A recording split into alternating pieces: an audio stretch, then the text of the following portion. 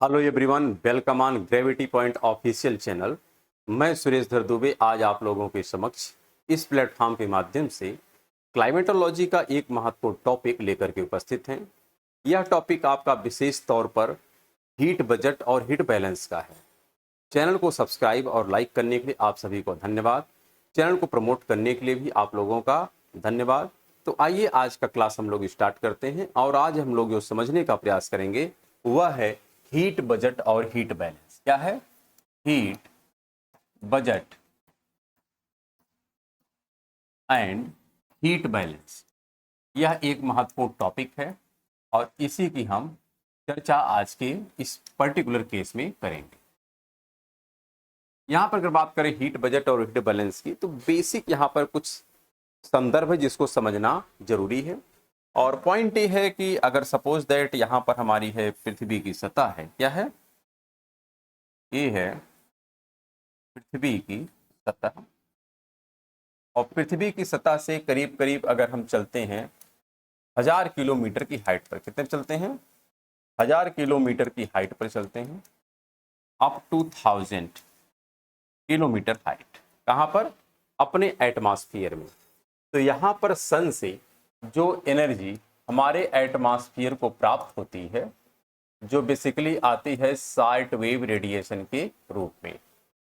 यह एनर्जी हमारे एटमॉस्फेयर को जो प्राप्त होती है, इसका वैल्यू है 1.94 कैलोरी प्रति सेंटीमीटर स्क्वायर प्रति मिनट। अर्थात हमारे वायुमंडल के एकांक सेंटीमीटर के क्षेत्र में 1 मिनट में जो सन से एनर्जी प्राप्त होती है उसका वैल्यू है 1.94 कैलोरी। यह जो वैल्यू है इसी को हम लोग कहते हैं सोलर कांस्टेंट। इसे क्या कहते हैं? इसे कहते हैं सोलर कांस्टेंट, या इसी को हम कह सकते हैं सौर स्थिरांक। तो बेसिकली यह जो एनर्जी हमारे एटमॉस्फेयर में प्रवेश कर रही है, इसका वैल्यू है 1.94 कैलोरी। लेकिन कैलकुलेशन की सुविधा को ध्यान में रख करके इसको हम लोग 100 मानेंगे। कितना मानेंगे? 100 मानेंगे कि हमारे एटमॉस्फेयर में जो एनर्जी सन से एंट्री करने वाली है उसका वैल्यू कितना है? वह है 100 यूनिट। कितना है? 100 यूनिट एनर्जी हमारे एटमॉस्फेयर को मिली। और यह एनर्जी जब हमारे एटमॉस्फेयर के पास आती है तो यहाँ पर बहुत सारे मैकेनिज्म हैं जो संपन्न होते हैं। क्या क्या होते हैं? तो अगर हम बात करें कि हमारा जो यह वायुमंडल है, वायुमंडल में कई प्रकार के कंपोजिशन हैं और यहाँ पे हम बात कर सकते हैं कि जैसे बादल हैं, प्लस आप देखते हैं डस्ट पार्टिकल हैं, इसके साथ साथ आप देखेंगे स्कैटरिंग होता है, डिफ्यूजन होता है, तो कई सारी प्रक्रियाएं होती हैं। तो इस 100 यूनिट का मैक्सिमम पार्ट जो है यहां से स्पेस में चला जाता है। कहां जाता है? Back to space. ये क्या है? Back to space. यहां से कितनी एनर्जी स्पेस में ट्रांसमिट होती है? तो यहां से जो ट्रांसमिट होती है टोटल एनर्जी, यह होती है 28 यूनिट। कितना यूनिट? 28 यूनिट जो एनर्जी है 100 में से, यह बैक टू स्पेस चली जाती है हमारे एटमॉस्फेयर से, हमारे वायुमंडल से। यहाँ पर वापस करने का जो मैकेनिज्म है जिसके द्वारा यह वापस होता है, यहाँ पर वापस करने का काम करता है कौन कौन? यहाँ पे है स्कैटरिंग है। क्या है? स्कैटरिंग है। स्कैटरिंग के साथ साथ यहाँ पर डिफ्यूजन है। क्या है? डिफ्यूजन है। इसके साथ साथ आप देखते हैं तो डस्ट पार्टिकल है। क्या है? डस्ट पार्टिकल है। और साथ में आप देखेंगे तो क्लाउड है। क्या है? क्लाउड। तो इतने मैकेनिज्म होते हैं जिसके प्रभाव से हमारे वायुमंडल में जब सन की एनर्जी एंट्री करती है तो इसका मैक्सिमम पोर्शन रिटर्न कर दिया जाता है। कहां पर? स्पेस में। अर्थात इसका किसी भी प्रकार से कोई रोल नहीं है हमारे वायुमंडल या हमारे पृथ्वी के टेम्परेचर में किसी प्रकार की वृद्धि करने का। इसका कोई रोल नहीं है। यह जिस फॉर्मेट में आती है अर्थात उसी फॉर्मेट में वापस चली जाती है। किस रूप में रही है? शॉर्ट वेव रेडिएशन के रूप में। वापस किस रूप में जाएगी? शॉर्ट वेव रेडिएशन के रूप में। कहां चली जाएगी? Back to space. क्यों जा रही है? क्योंकि यहां पर स्कैटरिंग होती है, डिफ्यूजन होता है, डस्ट पार्टिकल हैं या फिर क्लाउड है, इन सब से हमारी सन रे क्या होती है? वापस फिर चली जाती है स्पेस में। और हमारे वायुमंडल में इस एनर्जी का जो अवशोषण होता है, क्या? एब्जॉर्प्शन। इसका कुछ पोर्शन है जिसका होगा अवशोषण। क्या होगा, यहां पे लिख देते हैं, इसका कुछ पार्ट का क्या होता है हमारे वायुमंडल में, अवशोषण होता है, एब्जॉर्प्शन होता है। कितना एनर्जी का अवशोषण होता है, तो यहाँ पे अवशोषण होता है 18 यूनिट। 18 यूनिट हमारे एटमॉस्फेयर को मिलता है, किससे, सन से। और फिर अगर आप जाते हैं, यह एनर्जी हमारी पहुंचती है कहां पर, पृथ्वी की सतह के पास पहुंचती है। तो पृथ्वी की सतह के पास पहुंचने के पश्चात कुछ एनर्जी यहां से भी भेज दी जाती है कहां पर, बैक टू स्पेस। तो यहां से भी कुछ एनर्जी भेजी जाती है back to space, back to space. तो पृथ्वी अपने सतह से भी कुछ एनर्जी को यहां पर स्पेस में ट्रांसमिट कर देता है, और इसकी जो वैल्यू होती है यह आपकी होती है 7 यूनिट। कितना है, 7 यूनिट। तो 7 यूनिट एनर्जी पृथ्वी की सतह कहां भेजती है, स्पेस में भेजती है। और 28 यूनिट कौन भेजता है, हमारे क्लाउड हैं, डस्ट पार्टिकल हैं, स्कैटरिंग, डिफ्यूजन, इससे भी कहा जाता है स्पेस में। तो इसका मीनिंग निकलता है कि स्पेस को टोटल कितनी एनर्जी प्राप्त हुई। तो स्पेस में जो यहाँ पर एनर्जी ट्रांसमिट हो गई, इसका वैल्यू कितना है, 35, क्योंकि 28 + 7 यह वैल्यू होगी 35। इसको हम लोग कहते हैं एल्बिडो। क्या कहते हैं, एल्बिडो। तो एल्बिडो का जो मान हो गया, यह हो गया 28 + 7 = 35 यूनिट। तो सन से जितनी एनर्जी हमारे एटमॉस्फेयर में एंट्री करती है, उसका near about 35% portion back to space हो जाता है। इसका किसी भी प्रकार की कोई भूमिका नहीं है पृथ्वी तथा पृथ्वी के वायुमंडल में टेम्परेचर में किसी प्रकार का कोई इंटरफेयर नहीं होता है। यह जिस रूप में आता है उसी रूप में स्पेस में चला जाता है। तो हमारे वायुमंडल तथा पृथ्वी को कितनी एनर्जी प्राप्त हुई, 18 यूनिट तो प्राप्त हो गई वायुमंडल को, और पृथ्वी की सतह को कितनी प्राप्त हो गई, तो यहाँ पर 47 यूनिट की प्राप्ति हुई। कितना यूनिट की, 47। तो आप कैलकुलेट करेंगे 47 और 18 अर्थात 65 यूनिट। कितना, तो पृथ्वी और पृथ्वी की वायुमंडल को कितनी एनर्जी मिली जो सन से आई थी, मात्र 65 यूनिट। और कितनी एनर्जी वापस कर दी गई स्पेस में, तो 35। तो यहां पर जो एनर्जी मिली यह 65, और जो वापस की गई उसका वैल्यू कितना है, 35। लेकिन बजट का मीनिंग ये होता है कि जितनी एनर्जी सन से चली थी उतनी एनर्जी फिर स्पेस में जानी चाहिए। सन से चली थी 100 यूनिट, 100 में से 35 तो मिल गया, फिर से स्पेस में चला गया। लेकिन अभी जो ये 65 यूनिट है, इस 65 यूनिट का आगे क्या कार्यक्रम होगा उसको भी हम थोड़ा समझते हैं। इसको समझने के लिए थोड़ा सा हम आगे बढ़ते हैं और एक यहां पर पेज और लेते हैं। तो यहां पर हम बात करते हैं कि पृथ्वी की सतह को जो एनर्जी मिली वह अभी अभी आप लोगों ने देखा था, जो एनर्जी यहां पर वायुमंडल में और पृथ्वी की सतह को मिली, तो 18 यूनिट इनको मिली थी और 47 यूनिट पृथ्वी की सतह को मिली थी। यहां तक हम लोग बात डिस्कस कर लिए हैं। लेकिन कैलकुलेशन के लिए हमको कुछ यहां पर और रिसोर्स मानना पड़ेगा। हम मानते हैं कि हमारी पृथ्वी की सतह को कुछ एनर्जी गिफ्ट में मिलती है, और कहां से आती हो हम आगे चर्चा करेंगे। तो मान के चलते हैं कि जो 78 यूनिट है, कितना, 78 यूनिट, या पृथ्वी को कहीं से गिफ्ट मिलती है। क्या मिलती है, गिफ्ट मिलती है। और इस प्रकार से पृथ्वी की सतह को टोटल कितनी एनर्जी की प्राप्ति हो गई, तो यह हो गई 125 यूनिट। कितना हो गई, 125 यूनिट यह प्राप्त हो गई पृथ्वी की सतह को।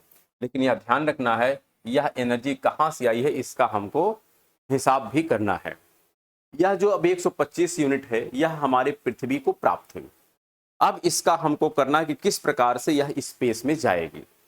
तो स्पेस में यहां से जो टोटल रिटर्निंग हुई थी, यह रिटर्निंग आपको मिली थी कितना, तो यह मिली थी 35। कितना मिली थी, 35 यूनिट।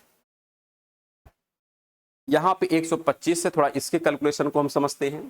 तो यहां पर क्या समझना है कि जो 125 यूनिट है इसका जो लॉस होता है या गेन है, इतना पृथ्वी को प्राप्त हुआ, जिसमें से 47 तो आपके पास डायरेक्ट था। यह 78 कहां से आया यह बाद में हम चर्चा कर लेंगे। तो हम बात करते हैं अभी 125 का। तो टोटल यहां पर 125 यूनिट था। इस 125 यूनिट में से नियर अबाउट 98, कितना, 98, ध्यान रखिएगा, इसका लगभग 98 यूनिट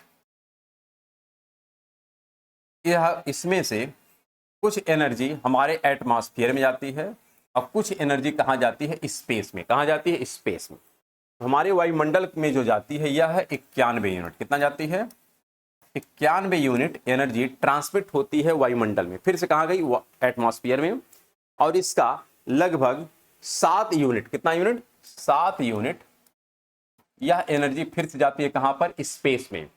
लेकिन यह किस प्रोसेस से जाती है, तो इसका नाम है बाई रेडिएशन विंडो। क्या है, इसको कहते हैं by radiation window.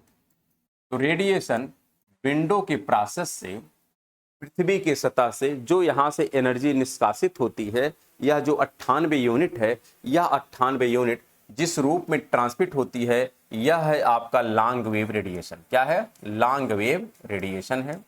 Long wave radiation के रूप में यह हमारे एटमॉस्फेयर में वापस की जाती है। लेकिन इसका मैक्सिमम पोर्शन वायुमंडल में रोका जाता है। कितना यूनिट, 91।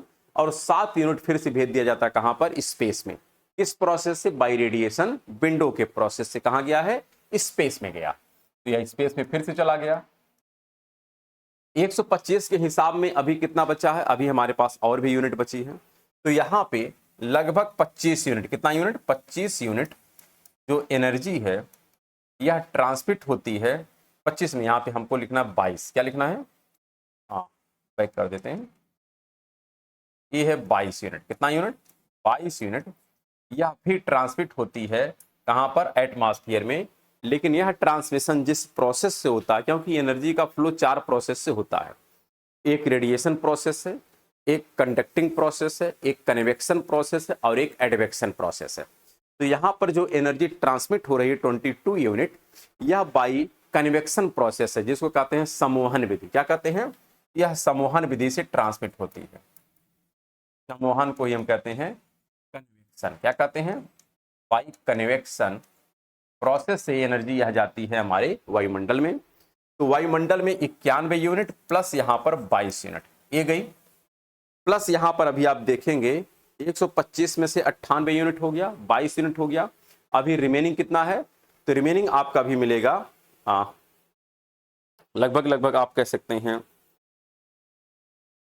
कितना आ जाएगा, 98 और 4, लगभग 4 यूनिट के आसपास आएगा। तो यहाँ पे हम बात कर सकते हैं, नहीं यहाँ पे 3 कम है, यहाँ पे 2, यानी 5 यूनिट। कितना आ जाएगा, 5 यूनिट। यह 5 यूनिट जो एनर्जी है, यह जो ट्रांसमिट होती है हमारे एटमॉस्फेयर में, इसका जो प्रोसेस है, यह प्रोसेस है कंडक्टिंग प्रोसेस। कौन सा, यह है चालन विधि। क्या है, चालन विधि। तो हमारे पृथ्वी से जो एनर्जी हमारे वायुमंडल या स्पेस में भेजी जाती है, उसका 98 भाग बाई रेडिएशन प्रोसेस से भेजा गया। इसका 22 भाग किस प्रोसेस से भेजा गया, कन्वेक्शन प्रोसेस से।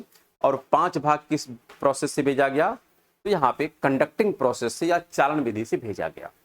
तो हमारे वायुमंडल को यहाँ पर कितना मिल गया, 91 प्लस 22 प्लस 5 यूनिट, ये मिला। और इस प्रकार से आप देखेंगे, इसको अगर आप ऐड करें तो यहाँ पर एडिशन जो आएगा, और प्लस इधर भी देखिए 18 यूनिट पहले से विद्यमान है, यहाँ पे 18 यूनिट पहले से विद्यमान है। तो इसका भी कैलकुलेशन हम कर लेते हैं।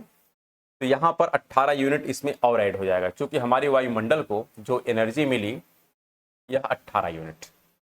तो वायुमंडल को सन से डायरेक्ट कितना मिली थी, मात्र 18 यूनिट। लेकिन इनडायरेक्ट पृथ्वी से कितना मिली है, तो पृथ्वी से आप देख रहे हैं 91 प्लस 22 प्लस 5 और प्लस 18, सब जोड़ दीजिए।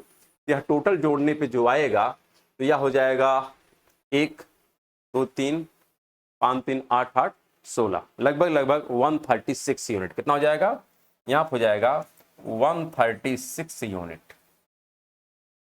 यह हमारे वायुमंडल को एनर्जी प्राप्त होती है। कितना प्राप्त होती है, 136 यूनिट।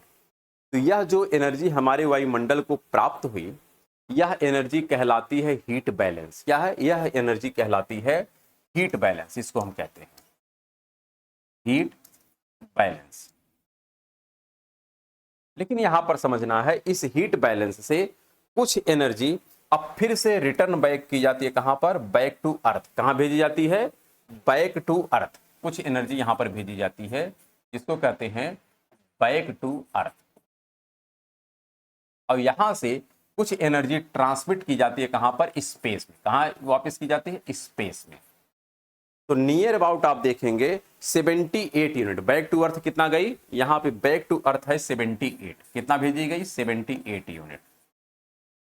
जो आप यहां पर देख रहे हैं 78 लिखा गया है, यह 78 यही है कि जो हीट बैलेंस बना था, इस हीट बैलेंस से 78 यूनिट भेज दी गई कहां पर, या भेज दी गई पृथ्वी की सतह पर, अर्थ पर।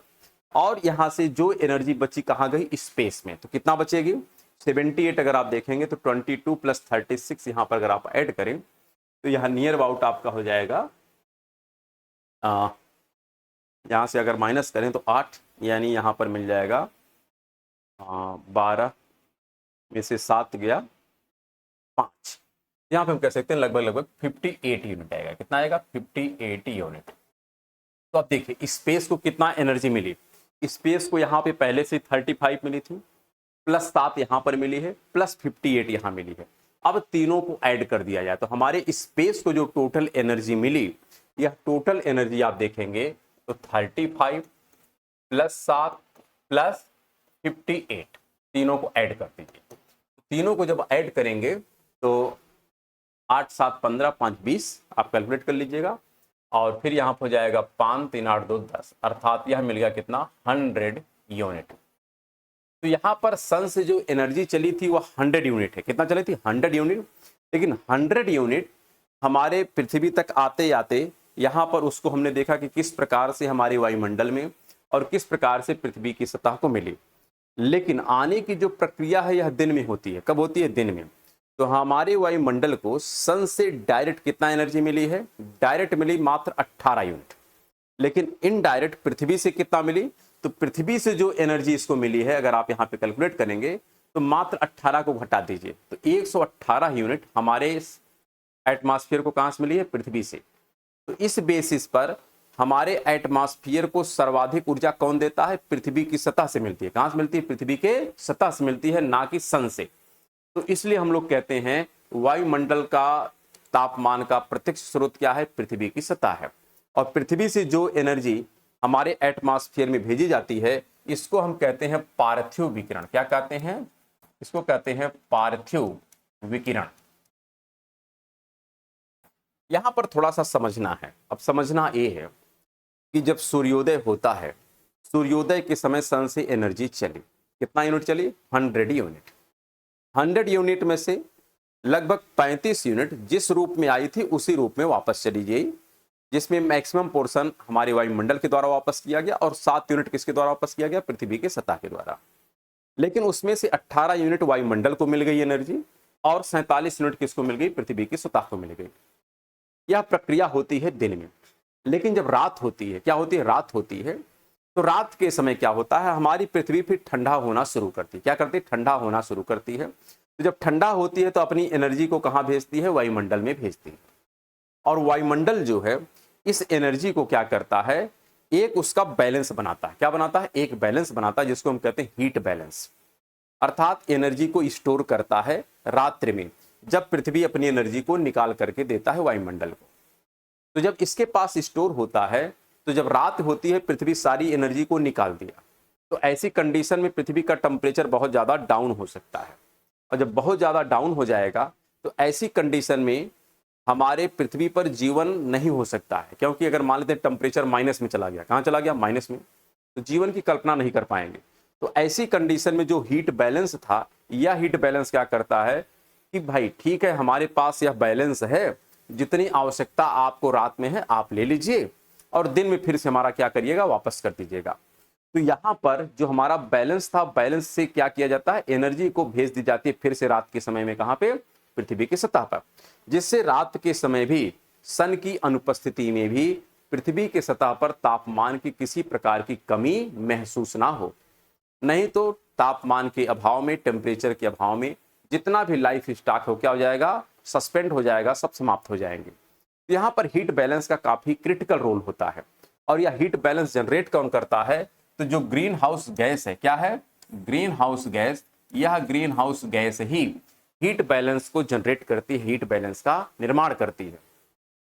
और यह जो एनर्जी वापस की गई बैक टू अर्थ, इसको हम लोग कहते हैं प्रतिलोम विकिरण। इसका क्या नाम देखते हैं, इसको हम कहते हैं प्रतिलोम विकिरण। क्या कहते हैं, प्रतिलोम विकिरण। तो यहां पर प्रतिलोम विकिरण के माध्यम से यह एनर्जी कहां गई, पृथ्वी की सतह को गई। कब जाती है, रात्रि में। तो फिर जब दिन होता है तो दिन के समय क्या करती है, पृथ्वी कहती है कि आपने हमको 78 यूनिट दिया था, इसलिए उस 78 यूनिट का हम हिसाब कर देते हैं। तो यहां पर हिसाब देखिए बराबर हो गया। वायुमंडल ने जो रिटर्न किया था वह वायुमंडल को फिर से मिल गया वापस, और जो हमारे सन से एनर्जी आई थी वह भी क्या हो गई, बैलेंस हो गई। क्योंकि हीट बैलेंस ने क्या किया, जो पृथ्वी को आवश्यकता है वह पृथ्वी को दिया, और जो हमारे स्पेस को भेजना है वह स्पेस को भी भेज करके कैलकुलेशन को बराबर कर दिया। अर्थात सन से 100 आई थी, सन को वापस कितनी गई, 100 गई। पृथ्वी की सतह को कितनी गई थी, 78 गई थी, और दिन में वही क्या करती है, पृथ्वी की सतह फिर वापस कर देती है। तो इस मैकेनिज्म से हमारे पृथ्वी और पृथ्वी की वायुमंडल का हीट बजट और हीट बैलेंस यहां पर कंट्रोल होता है। यहां पर प्रश्न ये होता है कि एक है जो green house gas, green house gas करता क्या है, अर्थात यह हमारा वायुमंडल करता क्या है। वायुमंडल जो है यह टेम्परेचर को रेगुलेट करता है। अगर यह हीट बैलेंस ना होता, यह ग्रीन हाउस गैस ना होता, तो सन से सभी एनर्जी दिन में पूरा पृथ्वी पर आ जाती, और ऐसी कंडीशन में दिन का टेम्परेचर बहुत ज्यादा बढ़ जाता, और प्लस जब रात होती तो सभी एनर्जी फिर हमारी कहां चली जाती, स्पेस में चली जाती, अर्थात रात में टेम्परेचर बहुत कम हो जाता। तो ऐसी कंडीशन में पृथ्वी पर जीवन की संकल्पना नहीं हो पाती। अगर पृथ्वी पर जीवन है तो उसका श्रेय किसे जाता है, इस ग्रीन हाउस गैस को। ग्रीन हाउस गैस करता क्या है, जब सन से एनर्जी आती है तो सन की एनर्जी का अधिकांश पोर्शन वापस करके कुछ अपने पास रख करके पृथ्वी पर उतनी ही एनर्जी को भेजता है जितने की आवश्यकता है, जिससे टेम्परेचर में बहुत ज्यादा वृद्धि ना हो। प्लस जब रात्रि होती है तो रात्रि में पृथ्वी अपनी सारी एनर्जी को निकालने का प्रयास करती है, तो फिर से वायुमंडल आता है या ग्रीन हाउस गैस आता है और उस एनर्जी को अपने पास स्टोर करता है। कहता है आपकी लाइबिलिटी है, आप जितना सन से लिए थे हम उतना वापस कर देंगे, यह मेरी नैतिक जिम्मेदारी है, लेकिन रात्रि के समय जितनी आपको आवश्यकता है उतनी एनर्जी आप वापस ले लीजिए, नहीं तो फिर आप पर जीवन की संभावना नहीं रहेगी। तो ऐसी कंडीशन में जो हीट बैलेंस यह बना था, इस हीट बैलेंस से रात्रि के समय पुनः एनर्जी पृथ्वी की सतह को वापस कर दी जाती है, जिसको हम कहते हैं प्रतिलोम विकिरण। और इससे दिन और रात के तापमान में जो अंतर है बहुत कम हो जाता है पृथ्वी की सतह पर। तो इसलिए कहीं से भी ग्रीन हाउस गैस हमारे लिए पर्यावरणीय समस्या नहीं है। हाँ, ग्रीन हाउस गैस का असंतुलित हो जाना एक पर्यावरणीय समस्या है। लगातार यहां से जो एनर्जी पृथ्वी के द्वारा निकाली जा रही है यह लॉन्ग वेव रेडिएशन के रूप में है। किस रूप में है, लॉन्ग वेव रेडिएशन के रूप में है। लेकिन लॉन्ग वेव रेडिएशन जब निकलना चाहता है तो इसको हमारा ग्रीन हाउस गैस पकड़ लेता है, क्योंकि ग्रीन हाउस गैस की विशेषता होती है कि शॉर्ट वेव रेडिएशन को सहजता से आने देता है, लेकिन लॉन्ग वेव रेडिएशन को सहजता से जाने नहीं देता है। और इसी के कारण यह अपने पास हीट बैलेंस भी जनरेट कर पाता है, और उसी हीट बैलेंस से रात्रि के समय पृथ्वी की आवश्यकता की पूर्ति भी सुनिश्चित करता है, प्लस जो एनर्जी स्पेस में देना उसे वापस भी कर देता है। लेकिन जब हीट बैलेंस आपका इम्बैलेंस होता है, और हीट बैलेंस इम्बैलेंस क्यों होगा, जब ग्रीन हाउस गैस असंतुलित होगी। जब ग्रीन हाउस गैस असंतुलित होती है तो हमारा हीट बैलेंस भी असंतुलित होता है, और उसका परिणाम होता है कि हमारा यह जो रिक्वायरमेंट है, चूंकि स्पेस में तो 58 ही जाएगा तो रिटर्न किधर आएगा, बैक टू अर्थ। तो अगर हीट बैलेंस मेरा बढ़ रहा है तो निश्चित तौर पर प्रतिलोम विकिरण का मान बढ़ता है। किसका बढ़ेगा, प्रतिलोम विकिरण का मान बढ़ेगा। और यदि प्रतिलोम विकिरण का मान बढ़ेगा तो हमारे पृथ्वी की सतह का तापमान भी लगातार क्या होगा, बढ़ने लगेगा, जो एक ग्लोबल वार्मिंग का संकेत देता है। इस प्रकार से अगर कभी भी आपसे पूछा जाए कि ग्लोबल वार्मिंग का मूल कारण क्या है, तो ग्लोबल वार्मिंग का मूल कारण क्या है, प्रतिलोम विकिरण। जो एनर्जी बैक टू अर्थ जाती है हीट बैलेंस से, इसका लाइबिलिटी है किसके लिए, इसी के परिणाम स्वरूप होता है ग्लोबल वार्मिंग, या हम कहते हैं भूमंडलीय ऊष्मन। क्या होता है, भूमंडलीय ऊष्मन। तो इस प्रकार से हम कह सकते हैं एक छोटा सा टॉपिक था जिसमें हम लोग हीट बजट और हीट बैलेंस को डिफाइन करने का प्रयास किए हैं, जिसमें हमने देखा कि 100 यूनिट सन से चली थी, 100 यूनिट सन को वापस हो गई, प्लस यहाँ पर हीट जो हमारा बैलेंस है, हीट बैलेंस हमारे किसने बनाया है, ग्रीन हाउस गैस ने बनाया है। और इसी हीट बैलेंस के कारण हमारे पृथ्वी के सतह का तापमान एवरेज बना रहता है कितना, 15.5 डिग्री सेंटीग्रेड। अगर यह हीट बैलेंस ना होता तो हमारे पृथ्वी के सतह में, पृथ्वी के सतह के तापमान में बहुत ज्यादा उतार चढ़ाव देखने को मिलता। दिन में हो सकता है तापमान 200-250 डिग्री सेंटीग्रेड तक पहुंच जाता और रात्रि में घट करके फिर से -200-250 डिग्री सेंटीग्रेड टेम्परेचर हो जाता। लेकिन यदि उसमें एक कह सकते हैं औसत तापमान बना हुआ है हमारी पृथ्वी का 15.5, तो उसका संपूर्ण श्रेय किसे जाता है, ग्रीन हाउस गैस को। और ग्रीन हाउस गैस ही किसका निर्माण करता है, हीट बैलेंस का निर्माण करता है। और इसी हीट बैलेंस के परिणाम स्वरूप रात्रि में पृथ्वी के तापमान में जो कमी है वह मेंटेन हो जाती है। तो यह एक छोटा सा टॉपिक था जिसको हम लोगों ने डिस्कस किया। इसी प्रकार हम कह सकते हैं और अगला टॉपिक हम लोग डिस्कस करेंगे। तो ठीक है, फिर हम लोग मिलेंगे नेक्स्ट क्लास में। तब तक के लिए नमस्कार, धन्यवाद।